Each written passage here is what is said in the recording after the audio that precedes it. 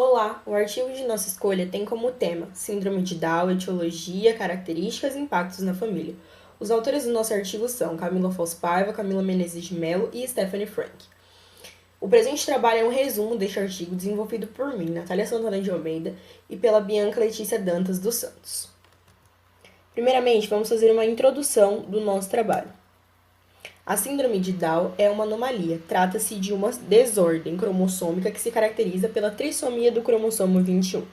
Aqui nós vemos o cariótipo de uma pessoa com síndrome de Down, em que mostra que no cromossomo 21 existem 3 cromossomos ao invés de pares, que é o que acontece com os outros cromossomos. Há problemas cromossômicos em crianças com síndrome de Down. Outros problemas. Esses outros problemas serão discutidos ao desenvolver do presente trabalho. Isso pode ocorrer em todas as famílias, independente da classe, do dinheiro, da condição econômica, da condição cultural, da cor, da raça. O diagnóstico dessa doença pode ser feito de duas maneiras. Ela pode ser feita durante a fase do pré-natal através de exames clínicos, ou seja, ultrassonografia e exames bioclínicos, ou após o nascimento da criança, como é mostrado nessas duas figuras, observando as características fenótipicas. As características dessas crianças podem ser cabeça mais arredondada, olhos puxados, boca pequena, entre outras características.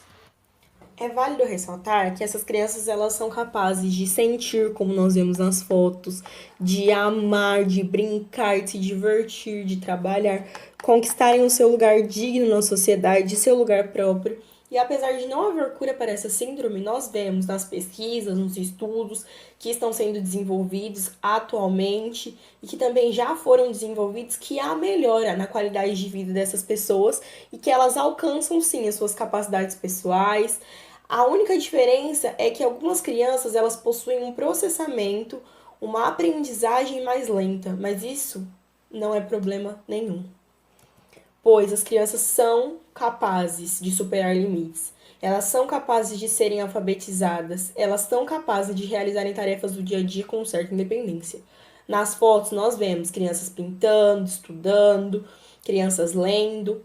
A síndrome de Down, primeiramente descrita em 1866 pelo médico inglês John Langdon, em um trabalho publicado onde descreveu algumas características dos portadores de síndrome de Down. Nós vemos a foto dele aí no slide e nós vemos também que a síndrome carrega o sobrenome dele, Down.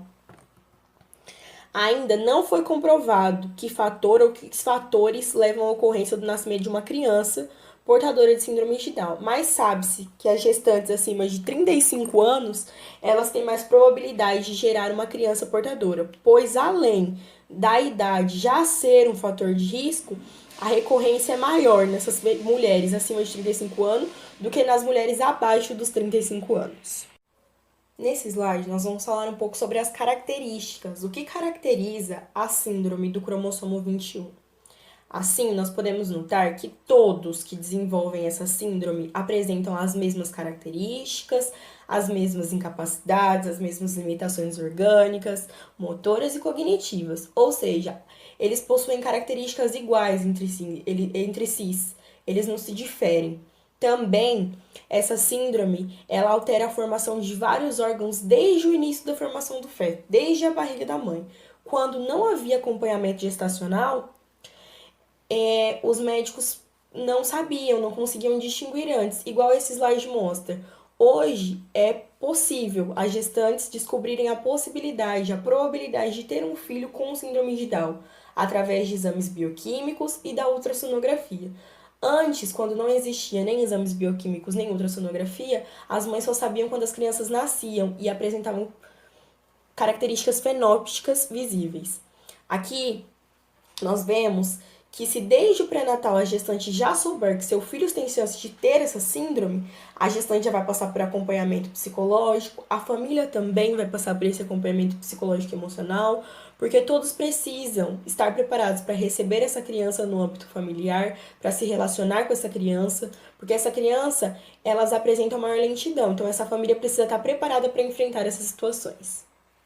Etiologia da trissomia do 21. Cerca de 95% de todos os pacientes com síndrome de Down possuem trissomia do cromossomo 21, resultado da não junção meiótica do par dos cromossomos 21. Ocorre durante a meiose materna em cerca de 90% dos casos, como é mostrado aqui. No cromossomo 21 possui 3 e não 2, que é o comum e que seria o cariótipo de uma pessoa normal que não possui síndrome de Down. Em virtude do aumento de síndrome de Down para as mães mais velhas, uma possibilidade óbvia é o modelo do ovócito velho. O que seria o modelo do ovócito velho? Seria que quanto mais velho o ovócito é, maior será a chance do erro da não disjunção dos cromossomos, de não ocorrer essa disjunção. Os ovócitos velhos podem ser menos hábeis em superar a susceptibilidade da não-junção, estabelecida pela maquinaria da recombinação, ou seja, se eles são menos hábeis, eles podem não fazer essa disjunção, ocorrendo assim a não-junção.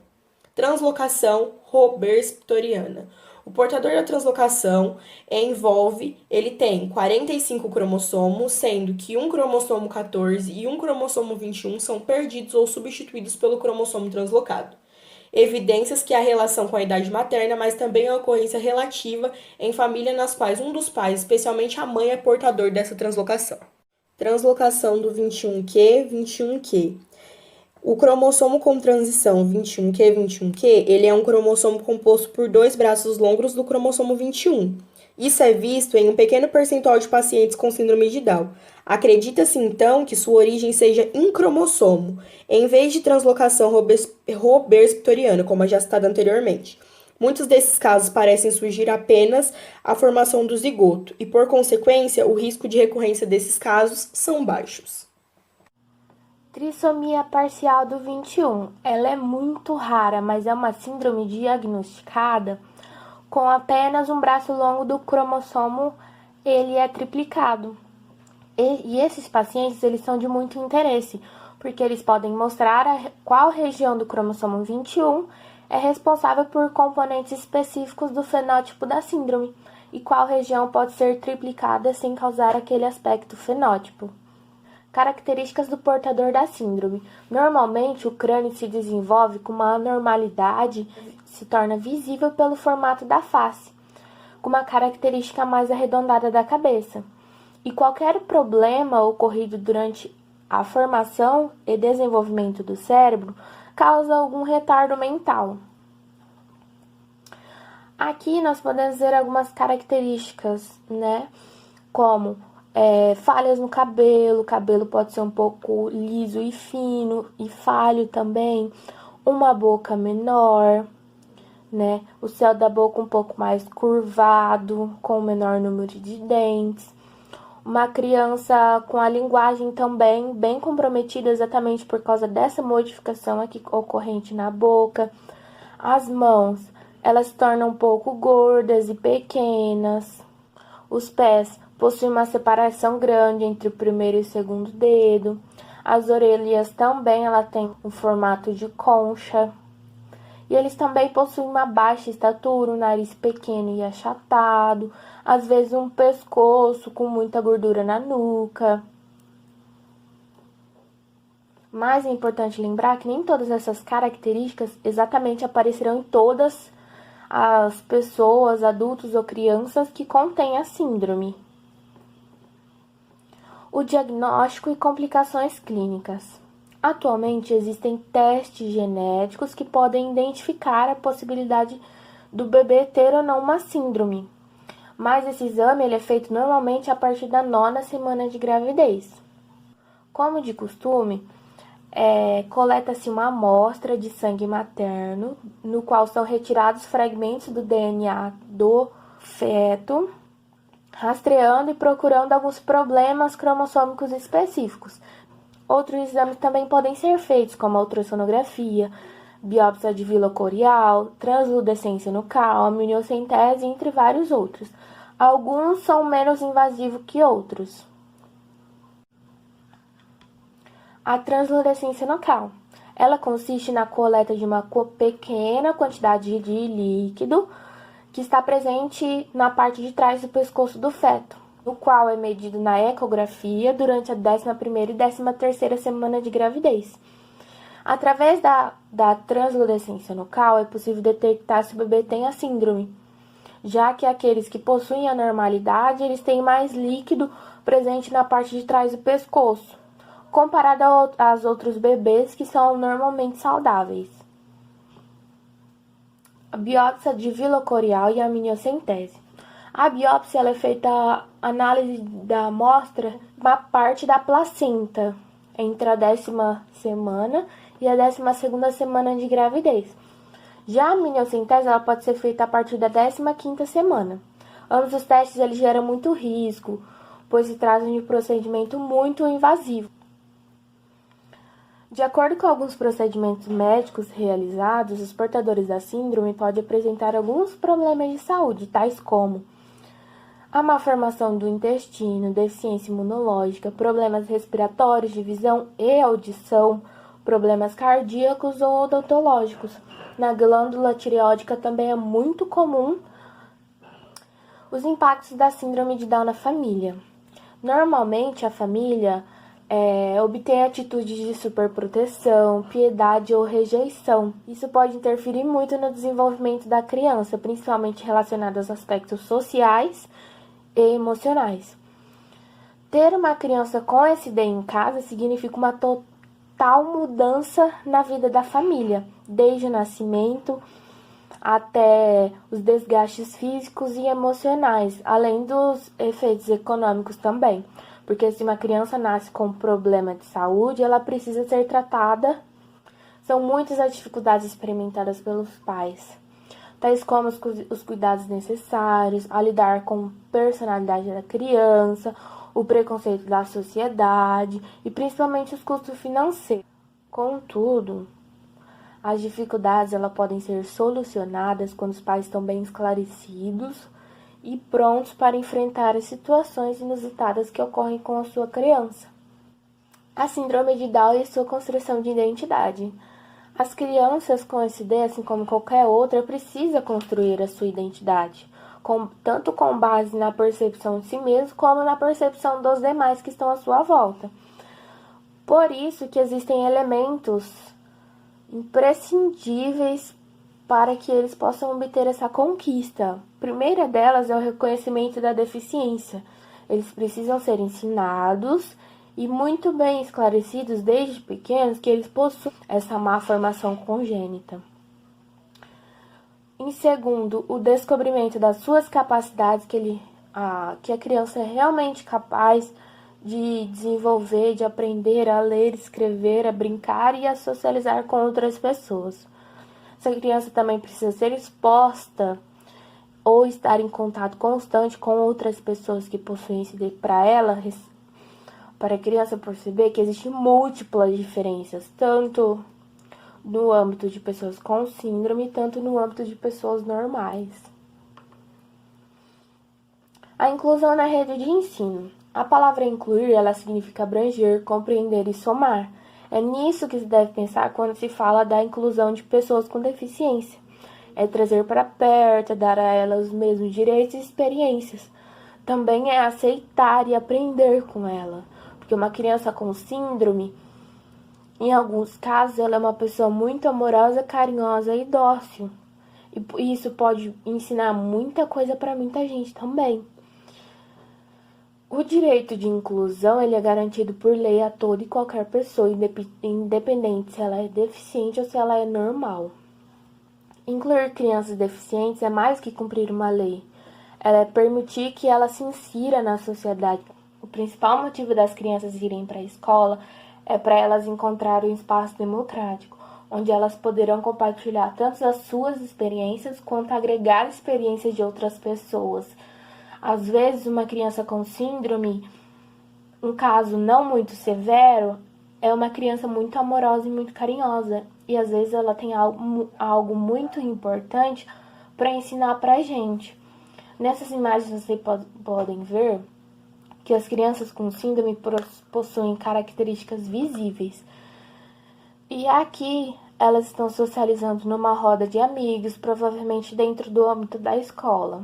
Aqui elas estão brincando a céu aberto, se demonstram estar e serem muito felizes. Aqui elas estão estudando dentro da sala de aula e socializando também com outras pessoas que não possuem a síndrome. A educação inclusiva no Brasil. Seguindo os preceitos constitucionais, a criança tem o direito inalienável à educação, à política na área da educação pública no Brasil. No entanto, nem sempre essa inclusão ela se mostra visível de maneira satisfatória. Geralmente falta recurso humano e pedagógico, principalmente na área pedagógica. Portanto, a síndrome de Down ela não é considerada uma doença, mas uma malformação congênita que pode ocorrer em qualquer família, indiferente de raça, cor, classe social e espaço geográfico. Ainda não foi possível comprovar cientificamente quais são as causas que podem fazer as mulheres gerarem um bebê com síndrome. Mas acredita-se que, com mulheres acima de 35 anos, isso proporciona uma maior probabilidade de gerar um filho com a síndrome. Por isso, observou-se também que o diagnóstico na fase pré-natal ocorre por exames. E isso é muito importante, tanto para preparar a família, quanto para você estar ciente da saúde do feto, como o exame de ultrassonografia e o exame bioquímico, entre muitos outros que são possíveis. Alguns são mais invasivos que outros. Crianças portadoras da síndrome, exatamente por este fator, precisam de acompanhamento médico, pois têm mais chance de desenvolver alguma doença pulmonar, respiratória, odontológica, alguma deficiência auditiva, visual ou uma malformação congênita. Por fim, cabe dizer que as crianças elas precisam ser estimuladas, precisam ser armadas, precisam ser ensinadas com muita paciência, porque alguns portadores eles são um pouco mais lentos do que outros. Também obter um convívio familiar tranquilo, buscando sempre a inclusão social de uma forma mais carinhosa, visto que eles têm um total potencial para superar os seus próprios limites existentes dentro da própria má formação congênita. Bom, finalizamos o nosso trabalho aqui. Agradecemos muito a atenção por ter assistido todo o vídeo. Como vocês podem ver, essa é a fonte. No caso, é a fonte do artigo que a gente retirou todas essas informações. Informações muito bem esclarecidas e muito bem confiáveis. Um beijo, muito obrigada pela atenção e até a próxima!